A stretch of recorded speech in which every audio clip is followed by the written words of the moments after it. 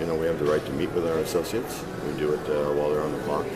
We're not infringing upon their time. That's private, their break times. I think that we're within our rights to have conversations with them, just to make sure that everybody has factual information. And furthermore, first of all, I appreciate you all coming out in support of our associates. I think we're aligned in our interest to make sure. Jacinta Carter, Senior Vice President of Human Resources. Lori Pelletier, I'm President of the Connecticut AFL-CIO. Pleasure to meet you. So we have here the Mayor of Middletown, Dan Carew. Hey Dan, how are you? Liz Linehan. Pleasure to meet you. Chris Matty. What's your former name? U.S. Attorney. Phil Tong, William Tong, who is a state representative. Hi, how are you? Very well. Good afternoon. Who's a state representative. I don't think I've heard. Chris Matty. Nice to meet you. Listen, here's what I want to say to you. I want you to know, first of all, that I was the chief of the Financial Fraud and Public Corruption Unit for the United States Department of Justice right here in Connecticut. And I want you to understand that every single worker out here has a right to organize a union. Yes, they do. Free from coercion. Agreed. And free from intimidation. You agree with that? And Absolutely. so I want to make sure that they have your commitment, that they can freely vote to organize a union without any interference from Hilton. Do you agree with me on that? You agree? Atrium Hospitality has no intention to do that. Okay, and no intention, nor will you, correct? Correct. And I also want to make sure everybody understands that once these workers vote to form a union, that they will be negotiated with in good faith, because they have an absolute right, once they form a union, to negotiate the terms of their employment. Do you agree with me on that? We understand their rights as well as ours. Okay. Absolutely. And you will negotiate with them in good faith when they vote to form a union. Is that right? We have every intention to do that. No need to point your finger at me. Okay, no, I'm pointing it up in the air because I want Okay, I just everybody want to be here clear. to understand what I'm saying. Okay. Very good. Well then, and I'm sure that you're going to treat them with the respect and As we dignity that always they do. deserve. As we always do. All right, good. And I want to make sure that they feel empowered to do this. As do we. As do we. As do we. I've negotiated a lot of union contracts myself over the course of 6 years. Workers have a right, not just under statute, but constitutionally, to gather, to assemble freely, to organize, and to be sure that their rights are protected. And they should be able to do it, as Chris said and as Lori said, free from intimidation, free from coercion, free from threats. All of them should be able to decide their own fate and collectively bargain moving forward for their own rights. Nobody should be threatened. Nobody should be told that their hours will be cut. Nobody should have their shifts moved around. And we're here to stand with them, as they both said, not just through their vote to organize, but to be sure that they get a fair contract that's respected and that's enforced properly. And we're going to stand with them all Your the way. sentiments are aligned with our Yep. Your position is what?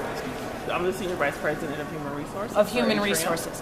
So I have been a woman in the working world for over 20 years, and I was subject to not just sexual harassment, but harassment and intimidation by men who held positions above me.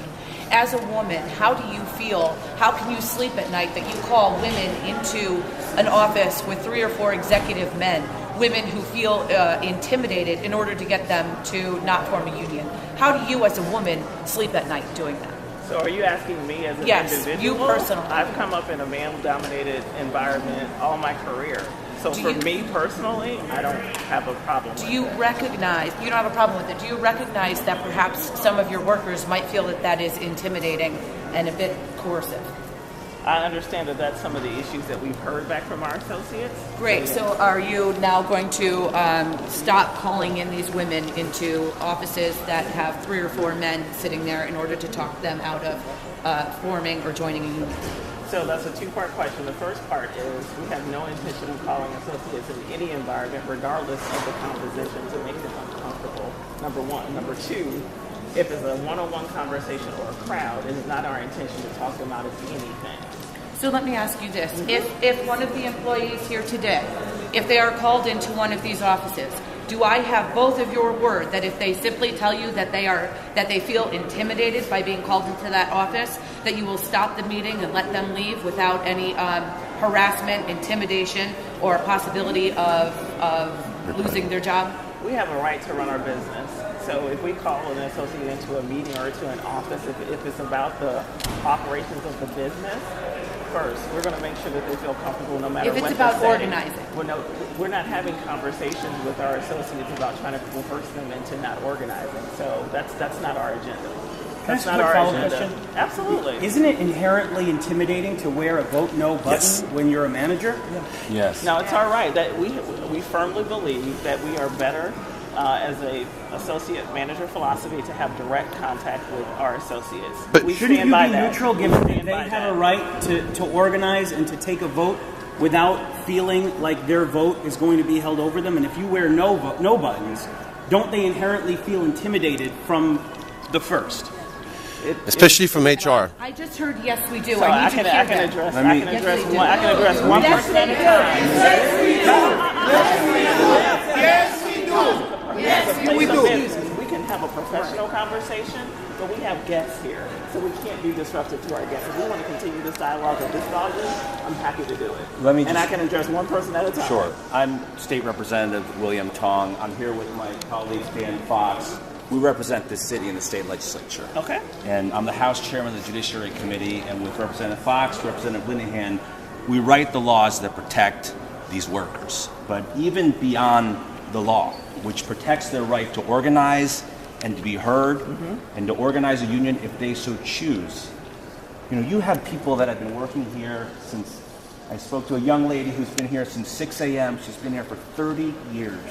This gentleman behind me who was wearing the white smock of the cook and the pants that I remember my father wearing in our family's kitchen, in our restaurant when I was a kid.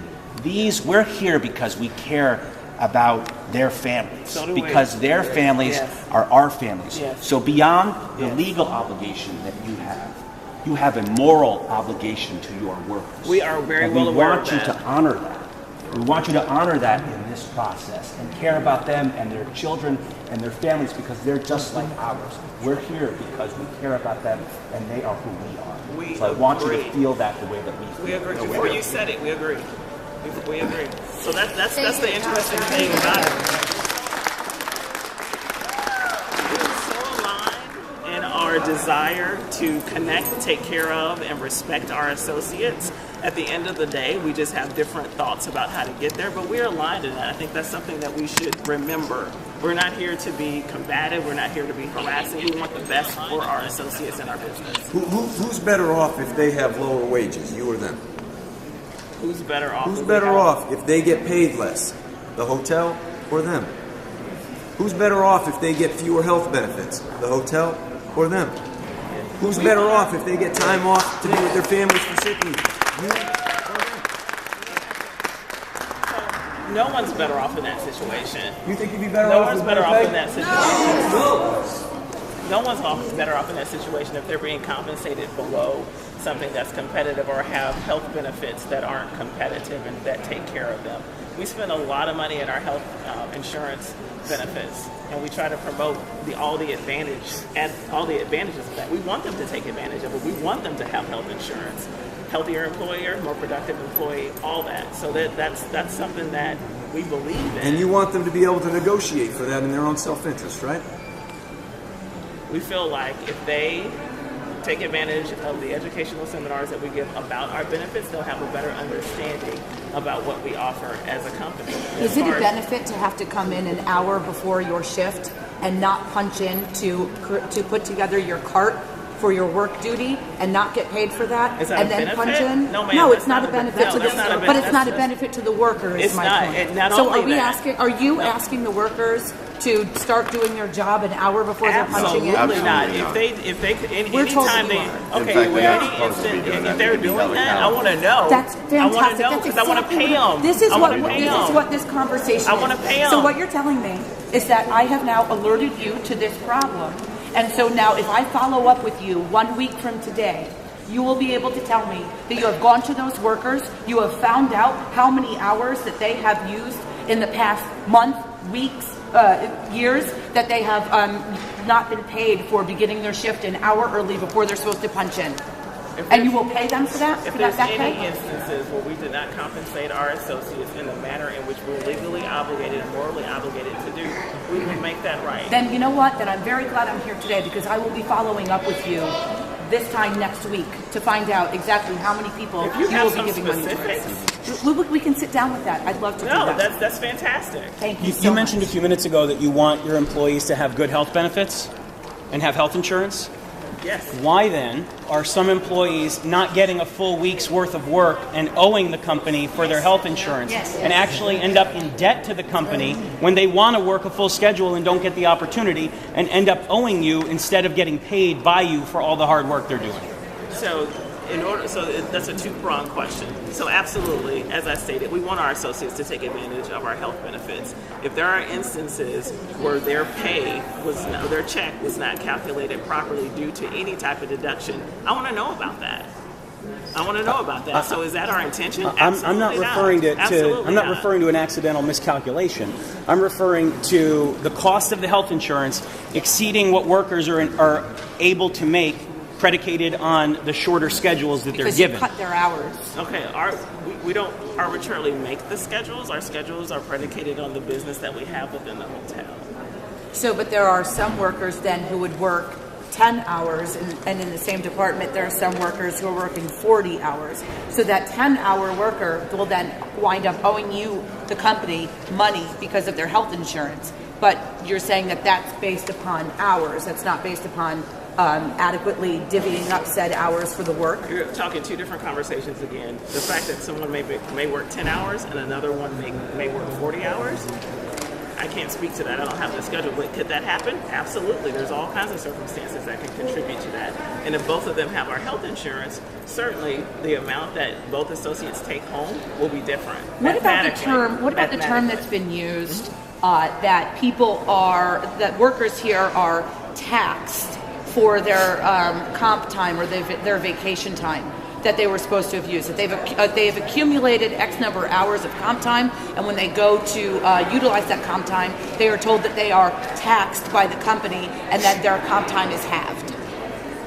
I can't speak to that. That's not something. Well, you know what? Then practice that I'm aware of. Well, that's a practice that I'm aware of. So Again, what we if can you know do some is specifics, let within me know. when I contact you again in 7 days, that should be adequate time for If you to have go that and- information today, I'd like to know it today so I can address it. Absolutely. So let's not wait 7 days. So look at they get paid every week. the We can workers. address it. The workers came down here on their break time, and we need them to get back to work. I don't want to give you anything to use against them. But again, We're not intending our to do that, but our that's not concern appropriate. is that these workers are exercising their right to form a union, Yes.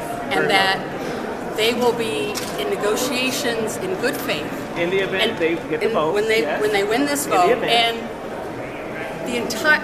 I am here on behalf of over 250,000 union members in the state, and we will be watching this Good. Great. because we want you to make sure that you are bargaining in good faith. If we get to the table, that's exactly what we plan to Well, do. we need you to get to the table. Well, we have a different opinion on that.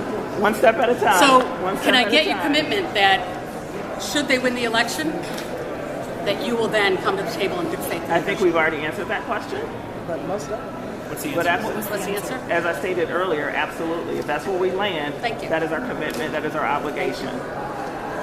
Thank you all. Thank you for coming down.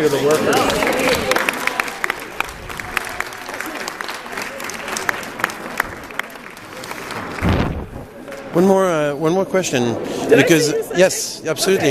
You never emailed me. No, I'm so all over the place, but I will email you. I'm a freelance reporter. I don't have a card with me again. Sorry, I have to reprint them.